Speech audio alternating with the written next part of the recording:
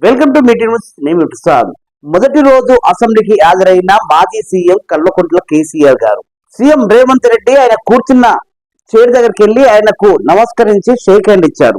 కాసేపు మాట్లాడుకున్నారు. మీడియా ప్రాంగణంలో మాజీ సీఎం కేసీఆర్, ప్రస్తుతం ఉన్న ముఖ్యమంత్రి రేవంత్ రెడ్డి గారు ఏం మాట్లాడుకున్నారు? ఇప్పుడు ఇదే హాట్ టాపిక్ గా మారింది.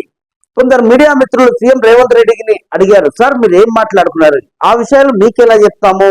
అంతా ఉత్సాహం అంటే మీరే వెళ్ళి కేసీఆర్ అడగండి, ఆయన ఏం చెప్తారో తెలుస్తుంది కదా అన్నారు. అసలు ఏం మాట్లాడుకున్నారు? సీఎం ని గెలవడం ఏం మొదటిసారి కాదని రేవంత్ రెడ్డి చెప్పుకొచ్చారు. ఇది రెండోసారి అన్నారు. ఒకసారి ఆయన ఆరోగ్య పరిస్థితి బాగలేనప్పుడు యశోద హాస్పిటల్లో హాస్పిటల్కి వెళ్ళి ఆయన పరామర్శించడం జరిగింది. ఇది రెండోసారి అసెంబ్లీకి హాజరైన కేసీఆర్ ని మర్యాద పూర్వకంగా కలవడం జరిగింది. ఎందుకు మాజీ సీఎం కేసీఆర్ గారు అసెంబ్లీ నుంచి తిరిగి వెంబడి వెళ్ళిపోవడం జరిగింది? అంటే మొదటి రోజు కాబట్టి ఏమి విషయాలు ఉండవు కాబట్టి తొందరగా ఇట్లా హాజరై వెళ్ళిపోయారు అనుకుంటున్నారా? లేకపోతే ఇంకేంటి విషయాలు రేపటి నుంచి అలాగే ఉంటుంది కదా అని రేపటి నుంచి చూసుకుందాంలే అని వెళ్ళిపోయాడా? ఎందుకు అందరి లోపల ఇదే చర్చలు ఈ రోజు ఉత్పన్నం అవుతున్నది?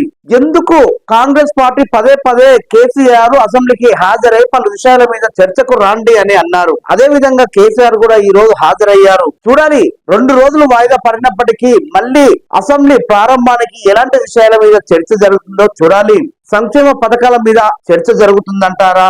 అభివృద్ధి కార్యక్రమాల చర్చకు వెళ్తారా? ఇలాంటి కార్యక్రమాల మీద చర్చ వెళ్తారో చూడాలి. పార్లమెంటు స్థాయిలో ఒక సెంట్రల్ హాల్ ని ఇక్కడ ఒకటి నిర్మించుకోవాలి. అసెంబ్లీ ప్రాంగణంలో సెంట్రల్ హాల్ లాంటిది ఒకటి నిర్మించుకొని అక్కడ ఎమ్మెల్యేలకు, మంత్రులకు, ఎంపీలకు పర్మిషన్ ఉండేలా చూసుకోవాలి. అట్లాగే మాజీ ఎమ్మెల్యేలకు, మంత్రులకు కూడా పర్మిషన్ ఉండేలా చూసుకొని ఇక్కడ ఈ అసెంబ్లీ ప్రాంగణంలో ఒకటి నిర్మాణం చేసుకుంటానని చిట్చాట్ లో చెప్పడం జరిగింది రేవంత్ రెడ్డి గారు. సో మొత్తానికి ఇదండి, చూస్తూనే ఉండండి ఈ రోజు అసెంబ్లీ ఆవరణలో జరిగినటువంటి విషయాలని. నేను మీ ప్రసాద్.